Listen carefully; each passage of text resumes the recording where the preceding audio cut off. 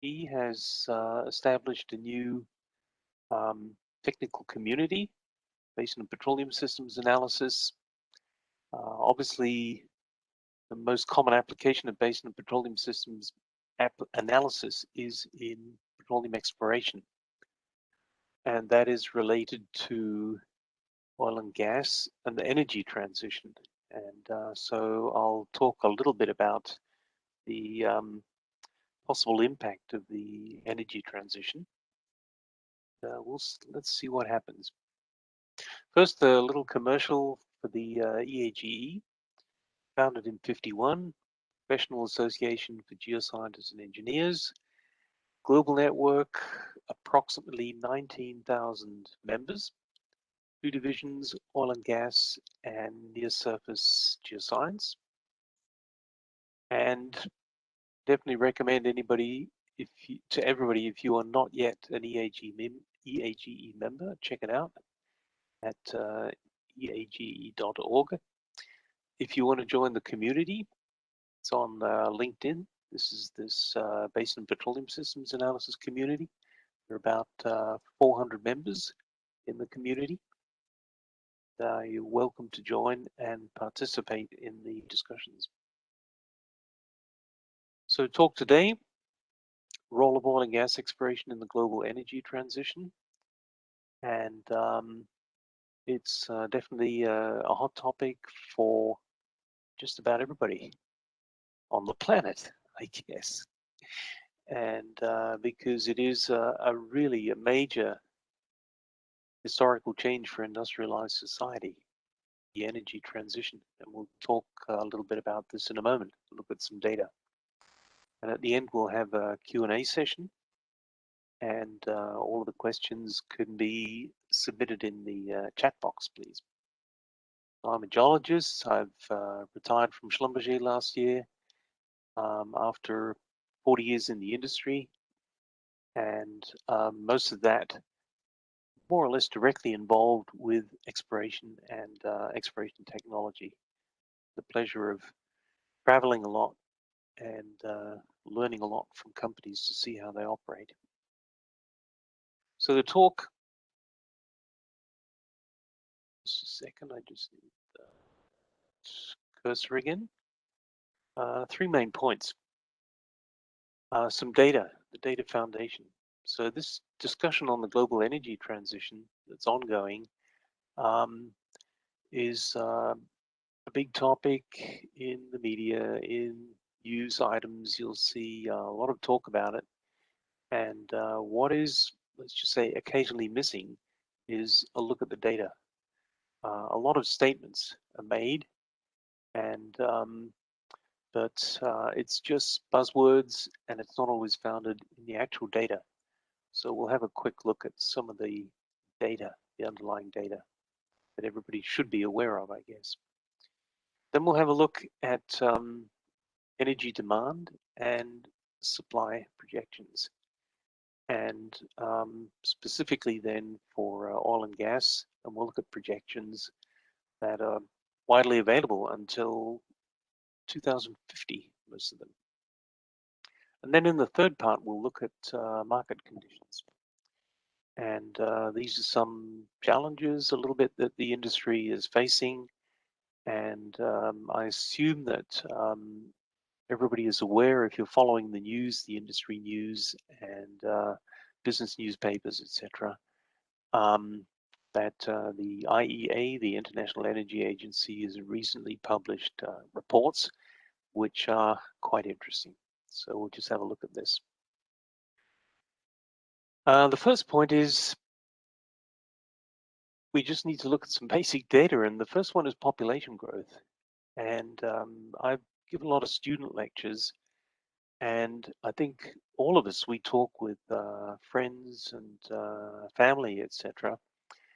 And it's often, well, nearly a little bit scary that there is not much basic knowledge about some really fundamental items. And one of them is population growth. You talk with a lot of people and, oh, it's very apocalyptic. Oh, the population is going to grow, continue to grow until whatever. We just run out of space on the planet. It's quite amazing, lack of knowledge. But the data is there. We currently have, this is 2017 numbers, 7.5 billion on the planet. Projections to 2050 are 9.3 billion. And remark here too, world population is expected to peak in about 2100 at 10.9 billion. And the population growth rate has already peaked in 68. So population growth is slowing drastically, and well, drastically, pretty quickly. And there was just a few weeks ago, a lot of people were surprised. Wow, the population of China has reached a plateau, is not growing anymore. And this is not a surprise. So there are a lot of, if you look at United Nations data, all of this is publicly available and widely predicted. And you can see the growth areas. If we look at 2017 to 2050 growth areas, here we can see Sub-Saharan Africa from 1 to 2 billion. Greater China, more or less constant. Indian subcontinent. So this is India, Pakistan, and this is also one of the highest growth areas, 1.8 to 2.2.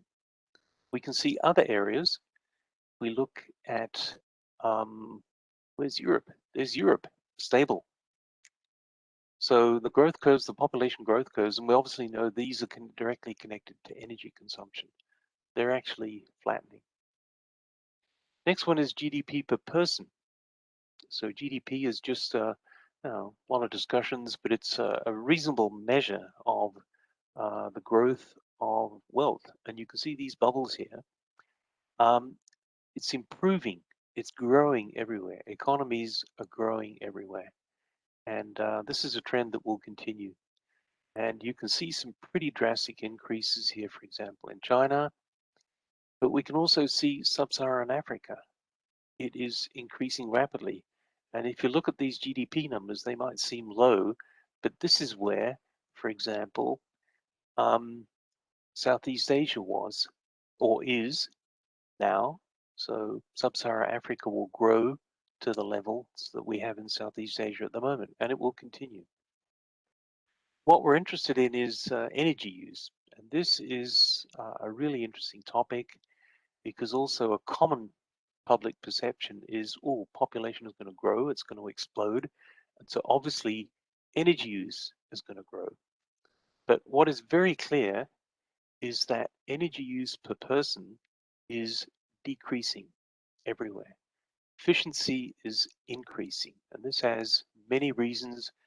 Our instruments, the tools and gadgets that use electricity, using less electricity, and but it's not just that. Energy generation, electricity generation, for example, from gas is significantly more efficient than it was just 20 years ago. So energy use is declining everywhere. You can see these numbers here. So what this means is that in spite of population increase, energy increase is slowing. So we have some sort of balance in there. We'll see what this looks like. We can see China flattening out. This is population again. China flattening out already, but the main growth in Sub-Saharan Africa, Indian subcontinent. And if we look at energy consumption, for example, cars, where are the number of cars going to increase? They're obviously going to increase in these areas. Just a reminder too, the motor vehicle population, currently 1.4 billion, expected to reach 2 billion cars in 2030. Electric vehicles, this is the IEA projection, 140 million in 2030, so maybe 7%. Even the most optimistic scenarios, you might be looking maybe a little bit more, but certainly not more than 10% electric. And this might work in Europe and China, but I don't think anybody can expect Sub-Saharan Africa, for example, to have an electric network be able to convert to electric cars. So all of these transitions, this one, for example, the one I'm using here, this is from DNV in Norway, Did Norske Veritas. And there are probably about 10 of these that are really serious about investigating the data and running these predictions. So they have an energy transition outlook, and I like the way they present things. They're very strong on renewables, and it's a very good way of presenting data. Then there's another agency where we can actually see the data, and this is really excellent. This is the Energy Information Administration. This is a US government agency, and they publish data. And so wherever you see somebody talks about coal, oh, the growth of coal, somebody talks about gas, the growth of coal, natural gas consumption, etc. But if you want to see the actual data, then the EIA, the US government, has fantastic data sets, public data, and this is really useful whenever you see these discussions or generalized statements made. So let's look at this one. This is very clear, a simple one. Electricity generation. You see the brown line, coal, and the blue line, natural gas. So we can see here, starting about 2007, all of a sudden coal drops, and in 15 years, we have reduced coal consumption by 50%. And we can also see it very simple here too, it's been displaced by natural gas. And then if we look at the data, also from the EIA, from the US government, more than half of the US coal mines shut down in 10 years. And so this is interesting too, because it shows how quickly changes can occur. So this is, sometimes you wonder how fast can these transitions be? But if you look at this, no new coal-fired power stations are being built in the US anymore. It's disappeared, and it's cost. It's mostly cost. So what do these energy systems now look like? So here's a nice example. It is never either or. It is never just gas or just coal or just solar or just wind or whatever. And depending on the local conditions, we always have a mix. And here's some really nice data. This is a real operating system. This is the data from California. You can see in winter, January, February average. This is every day, the daytime average. You can see solar increasing. Well, that's normal. That makes sense. We have a base load. This can be nuclear, coal, whatever it is. Ideally, nuclear is not bad. No CO2 emissions. And then you can see the natural gas curve, which is compensating the supply from the others. So very nice fit. Natural gas is very flexible in this case, and we can feed more or less into the system on demand and react quickly. This is in summer. We need more energy. In the evening, people get home from work or get out of the office. The air conditioning is revved up. You need a lot more power. And this is just excellent data. This shows how multiple energy resources are working together. So it's in a way an ideal system, and shows how gas works, for example. Now we're talking about renewables. We looked at gas displacing coal, and let's look at new US electricity generating capacity 2021. And we can see here in yellow, solar. Wind is 31%, solar 39%. Gas, this is new power stations, new power generation, 16%. So it's already quite low. And then it's interesting, for the first time, batteries are included. And this is not generation, this is storage. And this is storage that is mostly connected to solar plants. So the first really big facilities. You can see this number. This is a lot. Are now being built. The biggest one, I think, is in Florida.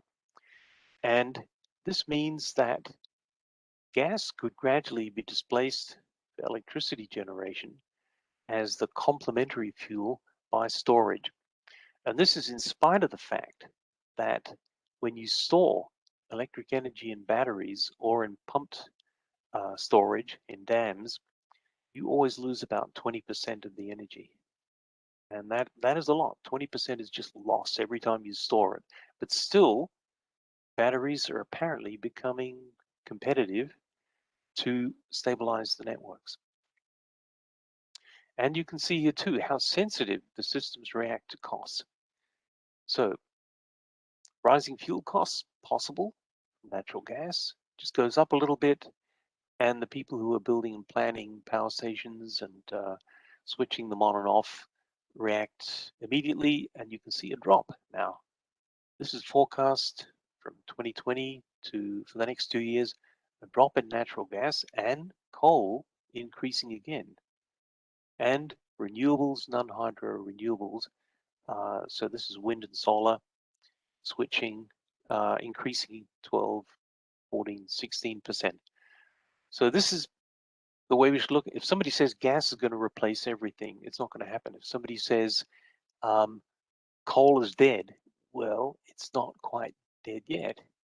And you can see this is what is really good about the EIA data is it's not political.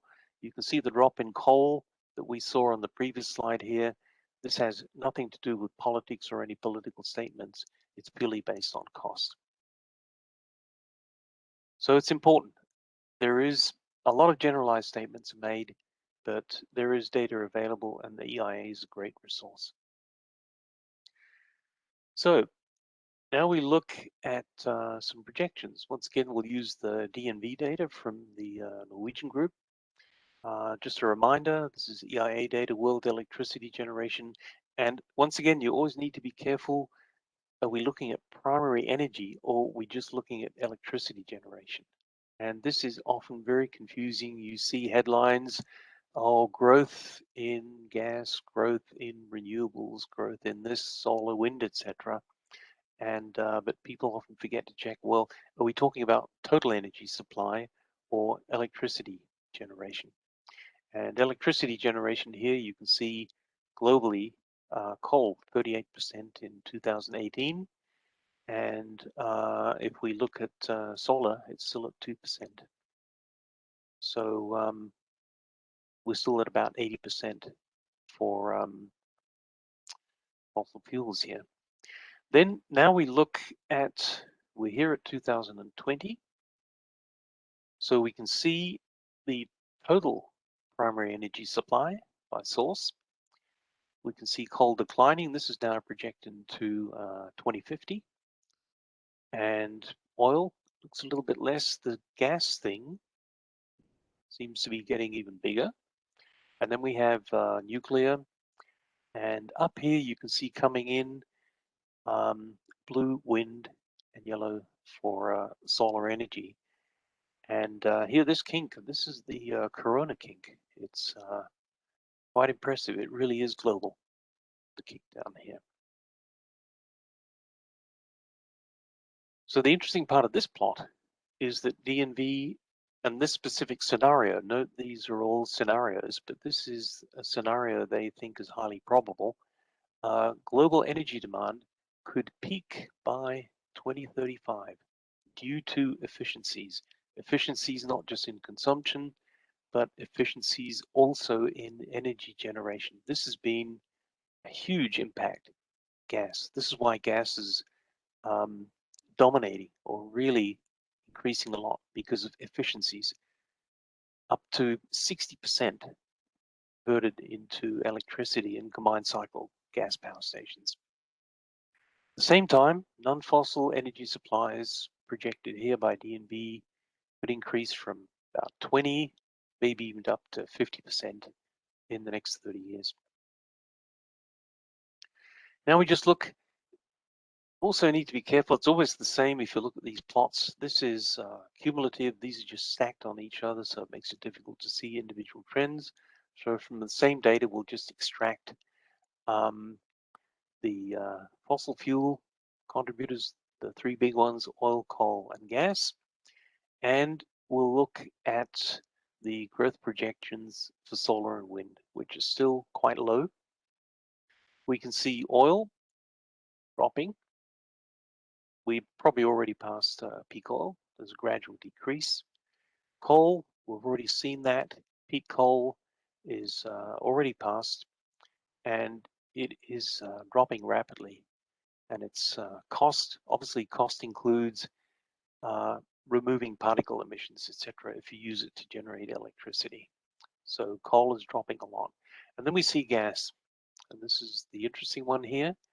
You can see we have the corona kink in here, and then gas continues to increase, and it becomes the single largest energy resource on the planet. And once again, this is a scenario with a very high energy efficiency and a very high growth rate for renewables. Still, gas increases for the reasons that I've just outlined, and you can see we might be reaching peak gas consumption by 2035.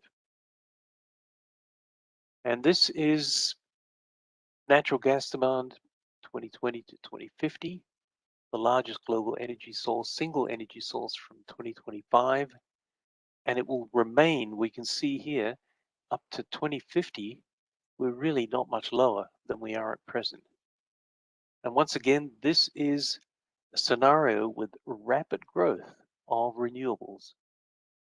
So production 2050 comparable to 2020. And then if you look at this area here, this is the big one. Cumulative demand for gas is larger than the total historical production. So this is a huge amount. We're well over 100%, up to 110% more than total historical production in scenarios with very high growth rates for renewables. So this is a big deal. You can see here DNV. This is from a presentation here and report. They call it simply gas will take over. Now this is a very nice one. I just got an update from Mike Simmons and Andrew Davies, and they are publishing. They have published some work, and what we can see here on the left is oil demand and gas demand, and they're interested in what happens if we stop exploration. We have a gap. So first, the scenario here, the red line, let's just look at the gas one over here. You can see the shape of the gas consumption curve. This resembles the previous one that we saw from DNV. They're all quite similar. And the interesting part here is that Mike Simmons and Andrew Davies have analyzed 9 future energy demand scenarios. And this red curve is a curve keeping with best efforts to meet the goals of the Paris Agreement on climate change. So this is based on very high growth rates for renewables. And you can see the different groups, Barclays, BP, Equinor, etc., etc. All of these have been taken into account. And there's a lot of work involved in this simple plot, actually. You can see the gap that opens up. So if exploration were to shut down immediately, we're looking at depletion rates in all of the fields, and these are quite well known. We can see total demand for gas, 4.7 TCS, and we can see the gap opening if we do not explore 2,000 TCF missing. So this is a very nice data set. A lot of work has gone into this, and it's very simple. That's the way it is. So this is the gap. And this gap is a minimum. Again, I'll just emphasize this, based on the highest possible assumed rate of energy transition in all of these studies. So all of these, for example, BP call it rapid transition. They have different scenarios. So all of these people, all of these research groups show different scenarios. This is the highest transition scenario. So the gap is 2000 TCF in here. So then the next question is, why aren't the IOCs talking about gas? And so the FT, for example, have a fantastic archive. And you just go through and look at recent articles. And you can see here a lot about BP, interviews and quotes from Leonard Looney of BP. And then you find articles. This is on the FT business newspaper, of course. And here is a section, moral money. And then you read this interview. And before I read this, I thought, why aren't people like BP and Looney talking about the importance of gas? We've seen the data. All the projections agree on the gas growth and the need for exploration. And then you see in this interview, moral money, you'll see quotes. Will you stop investing in dirty oil? How someone would invest in an oil company, how could they manage to sleep at night? And you realize that, I was, this changed my mind, this interview, because you could see that, for example, for Looney at BP, it is an incredibly tough job. And he doesn't get a chance to talk about gas generation. He doesn't even get a chance to talk about this. And that is a problem that we have.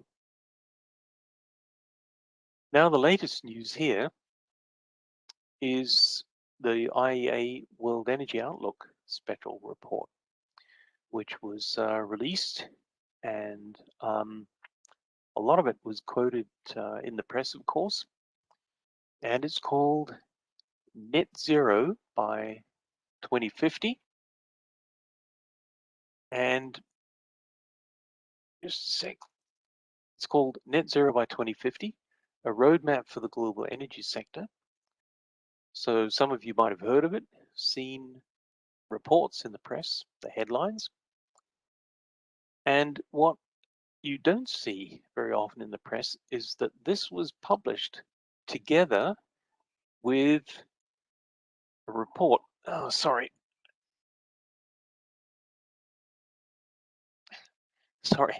This was published together with a report on the role of critical minerals in clean energy transitions. And you rarely see this discussed in the press. You see this. So let's have a quick look at both of them. But this is a snapshot of the IEA page. So they published both of these reports together. But once again, you'll only see the net zero report reported in the media. So the net zero report is quite interesting. It's not a study or not an analysis like all of the other ones that are being quoted, these 10 that were quoted by Simmons and Davies, for example. What they've done is assumed, what do we need to do to reach the target, net zero by 2050? So there's an analysis of factors that can impact global CO2 emissions, and they have simply extended these curves. You can see compared to the previous ones, they've simply extended these curves to, so basically tweak the system until we reach a net zero scenario. Once again, this is for electrical generation by source.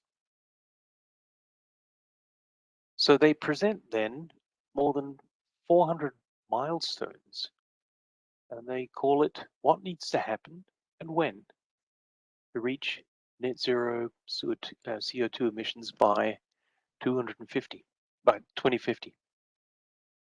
They only present, unlike all of these other studies, they have done the research internally. They obviously know all about this, but in the report, they have only presented one scenario, which is basically the P0 case, because all of these 400 milestones have to be met. All of these goals have to be met. One of these 400 is energy groups must stop new oil and gas projects to reach net zero. So energy groups must stop exploration. This made the headlines. And so you can see this is a little bit strange. But at the same time, they published this other study. The role of critical minerals in clean energy transitions. And this is very interesting. It's really well done. And it's complementary. And they point out the energy transition dependency on critical minerals. The critical minerals are these minerals that we need for clean energy technologies, electricity generation, storage, etc. And then you can see here, transport. Conventional car has maybe 30, 40 kilograms per vehicle of critical minerals. Electric car, more than 200. Power generation, here's natural gas, power generation. What's this, a little bit of copper, maybe? And you can see kilograms that you need per megawatt of generation potential. So you can see here, 4,000, here, 16,000 kilograms per megawatt. So you can see, for example, if you look at offshore wind, onshore wind, there are many, many tons of copper, for example, in each single windmill. There are 30,000 windmills in Germany, for example. So I think this is very good that they've shown this data. So the total market, these are all quotes from the IEA report. Total market for critical minerals will need to grow sevenfold from 2020 to 2030 in 10 years. Other examples, by 2040, less than 20 years, lithium, 4,200%, graphite, 2,500 nickel, rare earth, etc. Huge increases in production. Then they point out, and I think this is also very important, and I think it's very good that they've done this. Supply security risks. So IEA points out that many energy transition materials, the production is geographically concentrated in specific areas. They show a comparison with oil and natural gas. You can see the US, and it's very important here too. This is quite interesting. They show extraction and they compare it with processing. And then you can see they go through the same minerals that we've seen over here, key minerals, copper, nickel, cobalt, rare earth, lithium, etc. Extraction, that's easy. And then you see processing. And this is really interesting. And the IEA you can see in this plot, pointed this out quite clearly, that for all of these, China is by far the largest country in processing. And processing is the dominant part of the value chain. For mining companies, it's very difficult to earn money. But processing is where you make the money in the value chain. So this is quite interesting. And the IEA see this as a supply risk. On top of that, they also mention mining developments take even longer than oil and gas developments. So we know, for example, a very nice example from ENI is the Zohr field. They managed to bring it from discovery to production in a very few years, maybe 3 years or whatever it was. This is a fantastic job. But mining developments have a 16-year average from discovery to first production. There's no way you can accelerate these projects for all sorts of reasons. This means that a noticeable impact, if you were to start exploring and making discoveries now, you would not have a new impact, noticeable impact, before 2035. So quite a few limitations, effects on costs for critical minerals. And then if you look at the report, you can see the balance with the net zero scenario, and you can see, well, this net zero really is a P0 scenario. There are a lot of challenges here. So all sorts of factors in here, but I think this is quite interesting that the IEA has published this, but for some reason too, it's hardly been reported in the media. Okay, so summary. So first point, just some data. Where to find data? Population growth rates are slowing, we're going to peak. GDP per person is increasing. Energy use per person is decreasing. Energy efficiency is increasing. This is a big deal. And the DNV team, analysis team, for example, are convinced that this is going to have a major effect. Everybody is taking this into account. So peak energy demand globally, in spite of adding 2 billion people, peak energy demand could be reached. And we have at the moment not many limitations on resource availability, which is not bad. We have a complete range of fuels, and usage, as we've seen, is very cost sensitive. And so it can change quickly. We saw in the example of coal, 10 years shut down half the coal mines and completely shut down new coal-fired power stations. So energy demand, the transition is definitely underway, no doubt about it. And non-fossil fuel is energy is expected to increase from 20% at present to 50% in 2050. The goal is obviously to reduce emissions, and it's not just CO2. Here in, well, I nearly said the first world, we talk a lot about CO2, but the key driver to start with, for example, in China and India, is to reduce particulate emissions, because that is catastrophic for health. And everybody who's been in China or visited cities there 10, 20, 30 years ago, you'll know this is the key goal, particulate emission reductions. Then, very clear, all general agreement on this, gas is expected to be the single largest energy source. And global gas demand in the next 30 years could exceed total historical gas production.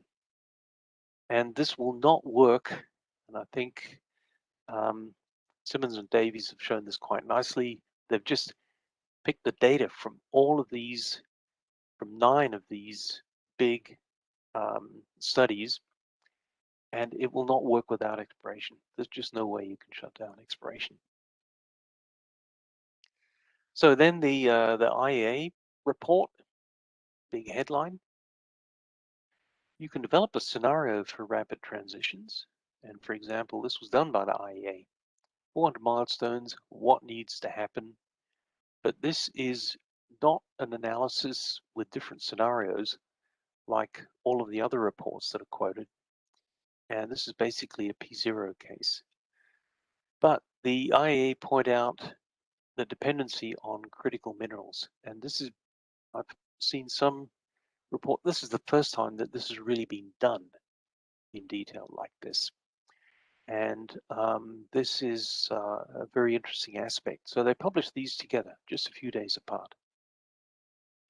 So for the next, whatever, 30 years until 2050, fossil and non-fossil will continue to be required. There will be a change to non-fossil, which will be to a certain extent dependent on minerals. There will be a massive boom required in mining, global mining.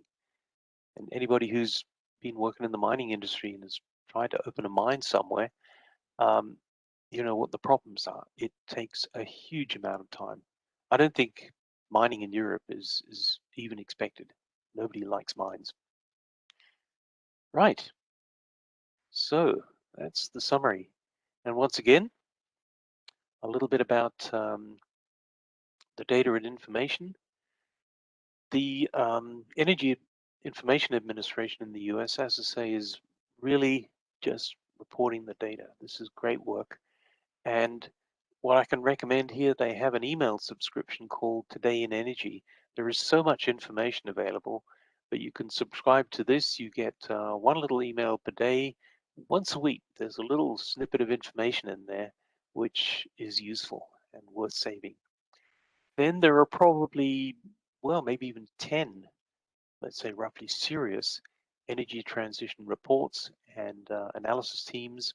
Many companies have got these, the oil and gas companies have got these, and DNV, I think, does a pretty good job, and they're very useful for presentations. I like the way they present their results.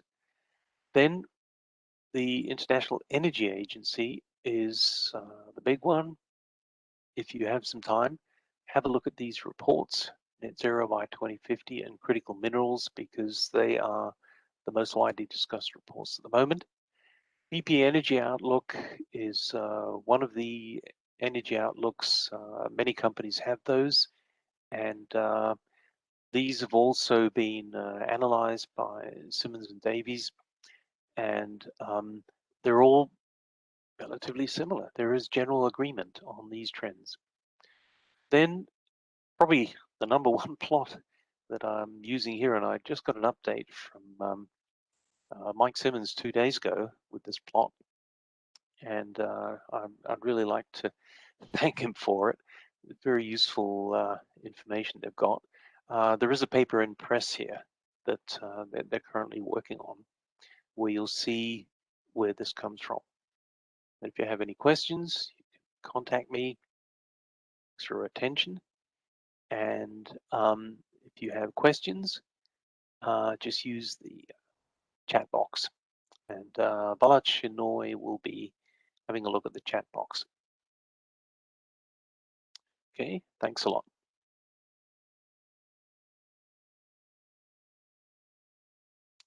So Balach, are you there?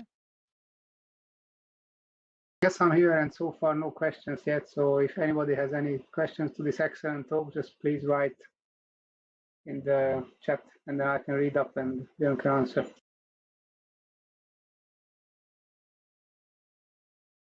So the first question came from Christoph Kaiser. Thanks, Bjorn, for the talk. I do not agree with DNV Energy Outlook. If the whole world moves to electric cars and for green energies, a lot of mining is required, which is massively energy intensive. Do you know if this has been included in the DNV's outlook, the mining energy for the mining?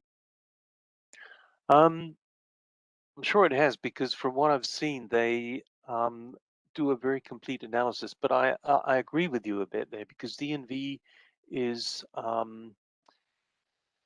very Norwegian, and they think everybody is going to go electric very easily. And but if you look at some of the others, for example, the Barclays Bank Global Energy Report, they have the numbers for cars, increasing cars, and I don't think anybody can think that Sub-Saharan Africa, the Middle East, Southeast Asia can switch completely to electric cars very quickly. So Norway is a very wealthy country, and Germany is too. I live in Germany, and it's quite easy for them to talk about electric cars. But the grid, just the grid network to enable this to happen, is a gigantic investment. It is really, really serious. You can also go to the IEA, you can look at the country reports, and you can see a problem in energy. For example, they've just published one for Vietnam. You just look at the headlines, and they explain quite clearly they can't use the renewables energy because they haven't got a grid to share it. They have in the country. So you've definitely got a point. I have to agree with you. Yeah, it's a problem, but everybody realizes that. Thank you very much. Now the next one is probably from Jean-Jacques Vito. Excellent talk, Bjorn. So my question will be how the methodology develops through the pattern system analysis kind of processes, how it can be transferred and applied in exploration for minerals. Ah, that is a good question, because For example, I was emailing with Mike Simmons 2 days ago, and Mike is very interested in. I'm just deviating a little bit. Mike is very interested in education. He does a lot of student lectures, and he's also published papers on this. What do we need for education? And he thinks there will be, because so much money will have to be invested in mining, that there will be a switch from oil and gas. This is in the next, it's starting already, we know. And there will be a switch from the R&D that is invested in oil and gas to mining.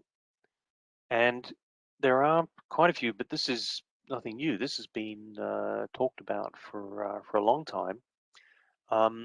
You can have certain types of mineral deposits. So there are classics like Mississippi Valley minerals, and I started in the first few years in uranium exploration. And it is quite possible that definitely more investments will be made in using model building and simulation technologies to help the mining industry. So I think this is the answer there is yes, it will become more and more important.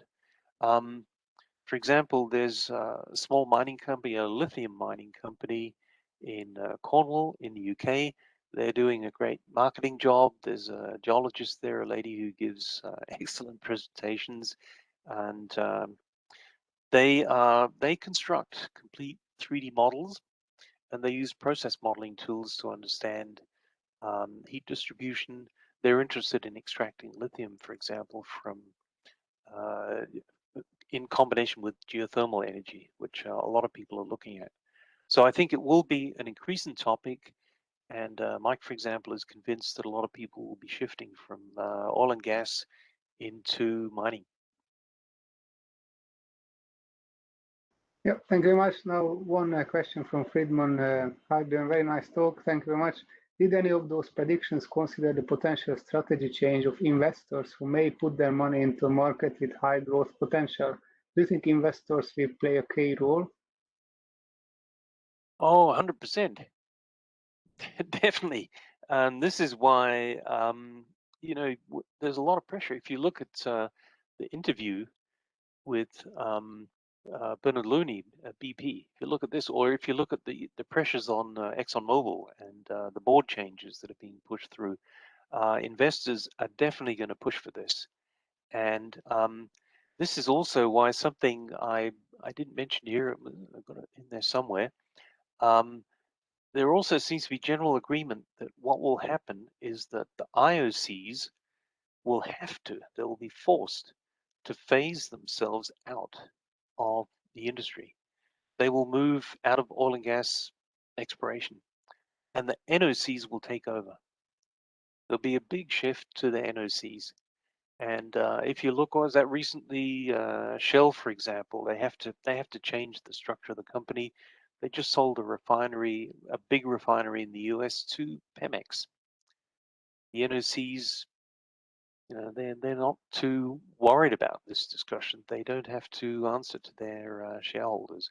So there's probably going to be a big split between the IOCs and the NOCs in future. And if there are any supply gaps in oil and gas, they will be filled. The NOCs will be happy to fill those gaps. So I agree. You can see this already. Shareholders will be very, very influential for the IOCs. Okay, one more from Thomas van Scherden. Do you have numbers for the planned investments of the oil and gas industry for new exploration of oil and gas? Does it match your numbers for the expected demands? I'm basically comparing the investments in money or in capital in oil and gas versus. Yeah, it's an interesting point. And just a sec, oops.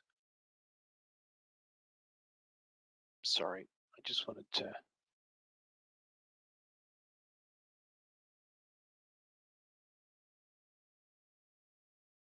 Yeah, once again, I'll show this one. So we have demand and the gap in here and the exploration that we need to do. I don't know if budgets or any estimates have been made of exploration. We know what exploration spend is at the moment, and if you can see the demand here in the gap here, 2,000 TCF that need to be discovered. Well, you know, how many Zorvals is that every year? That's a lot, and we know how much that costs. But I haven't seen any numbers here. But there are numbers for example, there are numbers from the German government for the cost of the energy transition in Germany, the so-called Energiewende, and they range. They're very difficult to calculate them, but they range from minimum 500 billion to 3,000 billion, so 3 trillion euros for the Energiewende costs until, I think this is also until 2050. And but no, I haven't seen any numbers yet for the amount of investment here that's required. But we can look at current spending. So, for example, if you look at this plot of gas demand, we're here at 2020, and then if you see the demand growth and what is spent in exploration at the moment, it will be well, similar levels to what we've been looking at. Yeah, thank you very much. Probably, you know, Wood Mackenzie and Rystad and Westwood, these three big ones, maybe IHS also, these four, they provide these future projections, especially Rystad, or even IEA can be checked. But of course, it takes time, and it's not 100% sure what they predict for the future either. So, any more questions from anybody from the audience? Yeah, Rystad is actually one of the groups here that Mike Simmons and Andy Davies have used. So that you can see here they're one of the big nine that they've analyzed. And but once again, the important point with all of these players in here, all of these studies, are that they look at different scenarios. So the recent IEA publication does not do this. It's a different sort of report. Okay. Yep, last chance for anybody in the audience to type in any question to Bjorn. Yep. So if anybody has any questions, got my email address. All of the information in here is public, and if you would like a copy of the presentation, just send me an email. It's not a problem. Yeah, thank you very much, Bjorn, for the very nice presentation. And our future will be then gas and rare earth minerals, probably. CO2. Yeah, it looks like it. Yeah. We are prepared. Okay, right, thank you right. much. Yeah, Balach, and thank you. Yeah, thanks for the support, and thanks to everybody for joining. Right, bye. Okay, bye-bye, everybody then. Bye-bye. Bye.